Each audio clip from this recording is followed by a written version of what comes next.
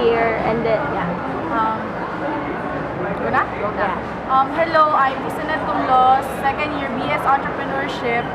Based on sa sinabi nila, hindi ako naniniwala na mabasa mo yung personality ng tao sa handwriting lang. Kasi dapat, sa nalaman ko sa psychology namin, dapat mismo na ikaw mismo ang makaalam sa personality ng tao. Hindi mo lang mabasa sa handwriting.